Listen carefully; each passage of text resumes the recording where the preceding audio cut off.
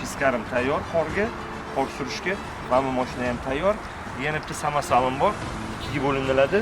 Ikkiga bo'linganda asosiy birinchisi katta ko'chalarga piskarni chiqaramiz, markaziy ko'chalarga, mahallaning ichki ko'chalariga kichkina samosal kirib qo'lda silib ketaveradi.